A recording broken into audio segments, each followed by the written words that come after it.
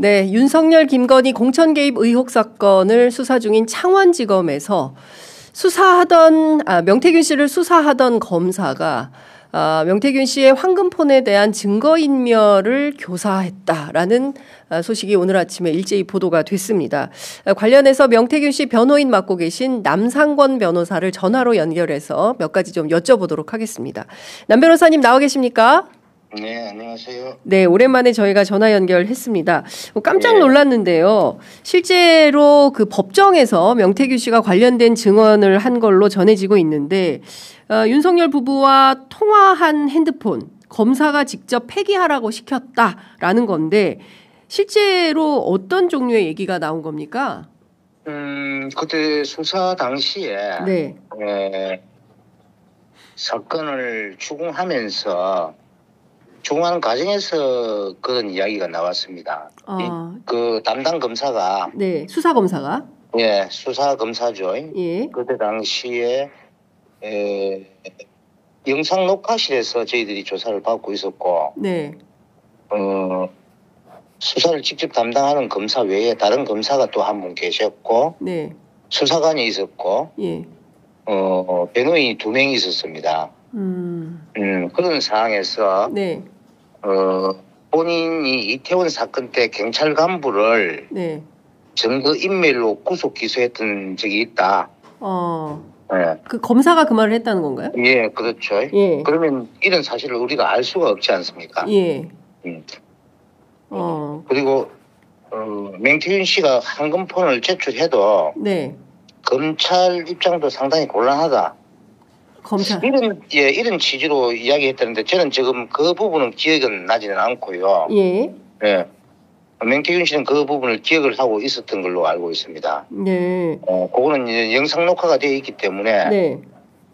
확인을 해보면 나중에 네. 그 진위 여부를 알 수가 있을 것 같고요. 그다음에 본인 전화기를 인멸하는 것은 증거 인멸죄에 해당하지 않는다. 예. 이런 이야기는 제가 들었던 것으로 기억을 하고요. 또 법리가 또 그렇습니다.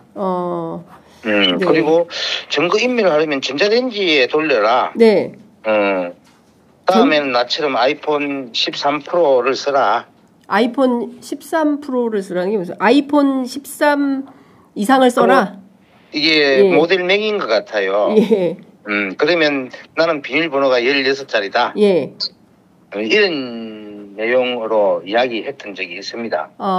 그러면 실제로 그 남상권 변호사님께서는 명태균 씨의 변호인으로서 실제 검찰의 그 조사를 받을 때 같이 배석해서 관련된 얘기를 직접 청취를 하신 겁니까? 그때 당시 들었죠. 직접 이런 얘기를 들었다는 거고. 예. 근데 정말 그 검사가 휴대전화를 전자레인지에 돌려서 폐기해라라는 방법까지 일러준 것은 사실입니까? 네, 그런 이야기가 있었습니다. 근데 이거는 그 검사가 증거인멸 교사에 해당하는 거 아닌가요? 그래서 저희들은 이제 그렇게 판단을 하고 있고요. 네. 그때 당시 수사검사는 황금폰을 확보하기 위해서 조사할 때마다 네. 명태균 씨를 설득하는 과정에서 그런 이야기들이 나왔다. 예. 또 뭐 집에서 직접 폐기할 수도 있었던 거 아닌가. 네네. 그런 것을 두고 이야기했던 부분인데. 그러니까 검사 측 검찰은 그렇게 얘기를 하고 있습니다. 예, 억울하다는 취지죠. 예. 그러니까 검찰 그런 이야기는 있었습니다. 그러니까 팩트로 첫 번째 검사가 창원지검 명태균 씨를 수사하던 창원지검 검사가 휴대전화를 전자레인지에 돌려서 폐기해라라고 주장을 했고, 두 번째는 실제로 명태균 씨가 전화기를 그 검찰에 내면 우리도 부담스럽다 이런 얘기를 했다는 것이고, 나는 검사 스스로 나는 아이폰을 쓰고 비밀번호 자리가 16자리인데 다음에는 그렇게 해라. 당신도 아이폰 쓰고 비밀번호 16자리를 넣어라. 이런 주장을 했다는 건데 그런데 이제 그걸 너무 과장되게 해석을 하시면 안 되고요. 네. 전자레인지에 돌려라. 네. 전자레인지에 돌려서 폐기하면 된다. 네. 원래 폐기하려고 하면 네. 이런 취지였지. 전자레인지에 돌려서 없애라. 예. 뭐 이렇게 이야기는 하지는 않았고요. 그다음에 본인이 사용하고 있는 아이폰 13 프로인데 이건 비밀번호가 16자리다. 네. 이런 그 핸드폰을 쓴다면 네. 아무래도 더 좋지 않겠느냐는 취지죠.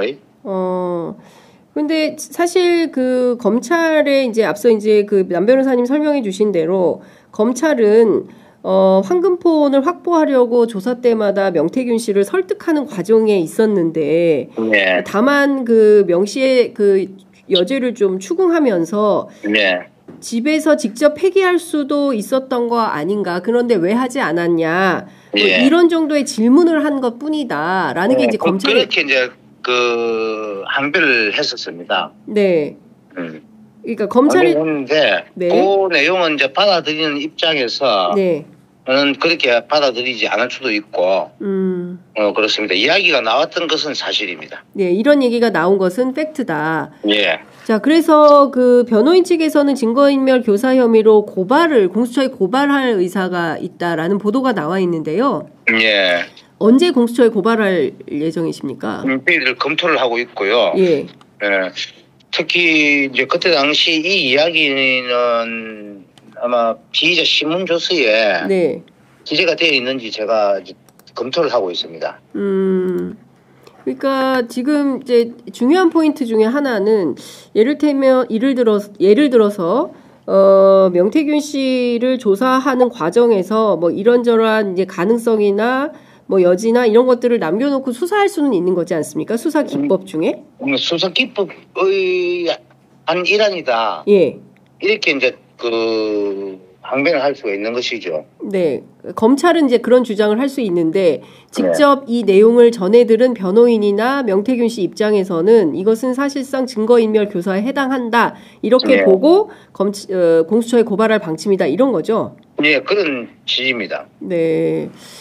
자, 지금 그 어쨌든 명태균 씨의 황금폰에 무려 15만 건에 해당하는 녹취 파일, 뭐 무슨 그 캡처 뭐 이런 등등이 이제 포함이 되어 있고 그 가운데 일부는 수사 보고서가 이제 뉴스타파를 통해서 이제 보도가 되고 있고 명태균 씨가 그동안 그 김건희 여사나 윤석열 대통령과 직접 주고받은 메시지가 일부 언론에 나온 이런 상황인 건데요. 이후에도 관련된 휴대전화를 통해서 좀 나올 만한 자료들은 어느 정도라고 저희가 예상을 하면 되겠습니까? 지금 현재 포렌식 1개, 카톡 15만 개, 문자 2만 5천 개. 카톡 15만 개. 예, 문자 2만 5천 개. 문자 2만 5천 개. 예. 이렇게 지금 알고 있고요. 예. 지금 이제 그 핸드폰 자체가 한 2개 정도 남아 있는 걸로 알고 있습니다. 예. 거기에는 그다지 뭐 양이 많지는 않을 것 같고요. 네. 아마 그 선별 작업은 오래 걸리지 않을 것 같습니다. 그러면 지금 원래 휴대폰 3개하고 그 다음에 USB 하나 이렇게 모두 4대의 전자기기를 검찰에 제출을 한 건데 그 중에서 1개의 휴대전화에서 집중적으로 카톡과 문자가 나온 것이고 나머지 핸드폰 2개에서는 양이 그렇게 많지는 않지만 여기서도 출토될 상당한 그 자료들이 있는 것이죠. 아마도 그럴 겁니다. 그러면 이 선별 작업을 거쳐서 관련된 내용은 언제 언론에 공개될 수 있을까요?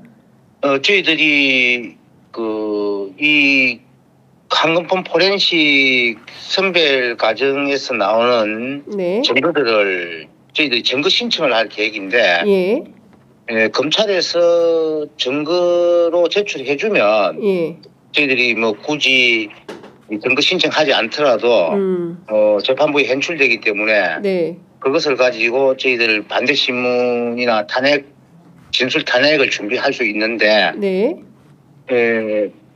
검찰에서 제출하지 않으면 저희들이 증거를 신청하겠다라고 재판부에 이미 그 부분을 주장을 해두었습니다. 네, 알겠습니다.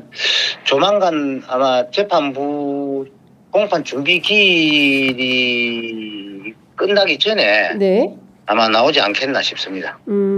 그렇군요.